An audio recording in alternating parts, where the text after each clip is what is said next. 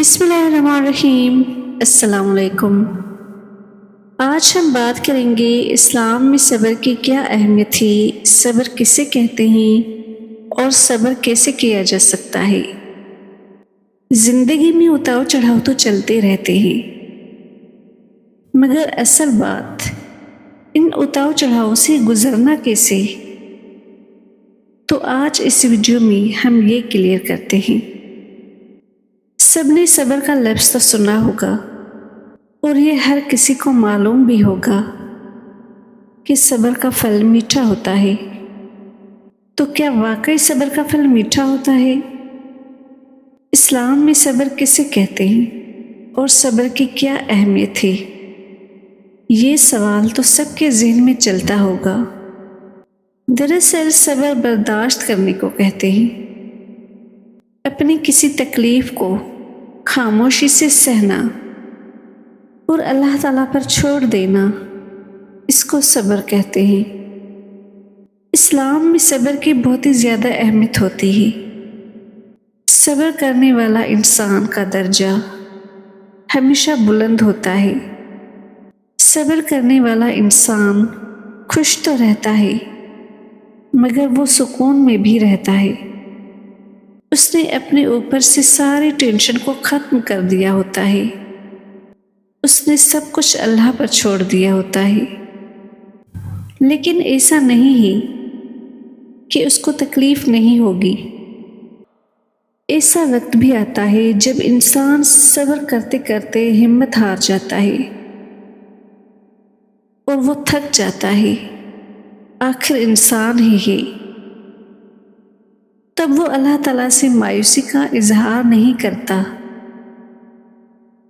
بلکہ اللہ تعالیٰ سے دعا مانگتا ہے کہ یا اللہ مجھے ہمت دے، مجھے صبر کرنے کی طاقت دے، مجھے ہر آزمائش سے گزرنے کی ہمت دے۔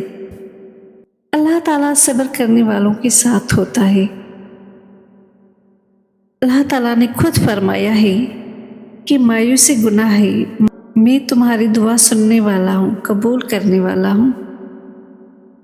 یاد رکھیے کہ جو انسان اللہ تعالیٰ کی رضا پر راضی رہتا ہے، صبر کرتا ہے، وہ ہمیشہ اپنی زندگی سے مطمئن بھی رہتا ہے۔ پھر اللہ تعالیٰ اس انسان کو سکون دیتا ہے اور اس کو ہمت دیتا ہے۔ یہ بات سچ ہے کہ صبر کا پھل میٹھا ہوتا ہے اور اس کا اجر مل کر ہی رہتا ہے، چاہے دیر ہو یا سویر ہو۔ صبر اور شکر سے اپنی زندگی کو گزارنا چاہیے۔ صبر کرنے کے لیے آپ کو عبادت نہیں چھوڑنی، آپ نے نماز اور قرآن پاک پڑھتے رہنا ہے۔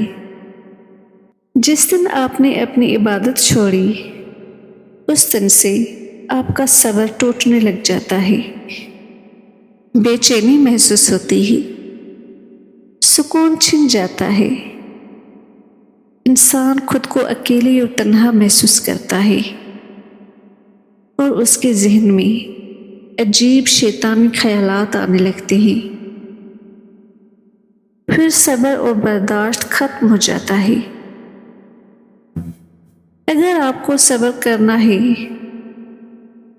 اس کا پھل پانا ہے، تو اللہ تعالیٰ سے دوری نہیں رکھی بلکہ اللہ تعالیٰ کے اور قریب ہو جائے، تو وہ کبھی بھی آپ کو مایوس نہیں کریں گے، آپ کبھی بھی مایوس نہیں ہوں گی۔ صبر کرنے سے آپ کے ارد گرد لوگوں پر بھی اچھا اثر پڑتا ہے اور وہ بھی آپ سے سیکھ لیتے ہیں۔ فرض کریں اگر کوئی شخص آپ کے ساتھ بدتمیزی سے پیش آتا ہے اور آپ آگے سے اسے کچھ بھی نہیں بولتے، صبر کرتے ہیں، خاموش رہتے ہیں، تو وہ انسان شرمسار ہو جاتا ہے اور وہ معافی مانگنے پر مجبور ہو جاتا ہے اور وہ سیکھتا ہے، آپ سے سیکھ لیتا ہے صبر کرنا، تو اس کا ثواب بھی آپ کو ملتا ہے۔ صبر کرنے کے لیے نماز اور قرآن پاک سے مدد لو۔ جب بھی آپ مایوس ہونا تب آپ نماز اور قرآن پاک سے مدد لے سکتے ہیں۔ جس دن آپ نے اسلام میں صبر کی اہمیت کو سمجھا تو یقین مانیے آپ کبھی بھی صبر کرنا نہیں چھوڑیں گے۔ جس دن آپ کو یہ احساس ہو گیا کہ صبر میں کتنی طاقت ہے، آپ سب کو بتاتے رہ جاؤ گے کہ صبر کرو، صبر کرو، صبر کرو۔ صبر کرنا بہت ہی زیادہ مشکل ہوتا ہے، لیکن جس انسان نے صبر کر لیا نا وہ جنتی ہوتا ہے۔ اتنی طاقت ہوتی ہے صبر میں۔ صبر کرنے والا انسان اس دنیا میں بھی خوش رہتا ہے اور اس دنیا میں بھی خوش رہتا ہے۔ صبر کرنے والا انسان اللہ تعالیٰ کو راضی کر لیتا ہے اور اللہ تعالیٰ کی نظر میں وہ ایک پسندیدہ شخص بن جاتا ہے۔ تو کیا ہوا اگر آپ کے صبر کرنے سے دنیا کے لوگ نہیں پگھلے؟ آپ کو صرف اللہ کے بارے میں سوچنا چاہیے، اللہ کو راضی کرنا چاہیے۔ اس دنیا کے لوگ اگر آپ سے راضی نہ بھی ہوں تو کوئی فرق نہیں پڑتا، کیونکہ حقیقی دنیا آپ کی یہ نہیں ہے، یہ فانی دنیا ہے۔ اسی لیے اپنی آخرت کا سوچیں، اپنی آخرت سنواریں۔ اللہ تعالیٰ فرماتا ہے کہ اس دنیا کی ٹینشن تم مت لو، اس دنیا کی پریشانیاں تم مت لو۔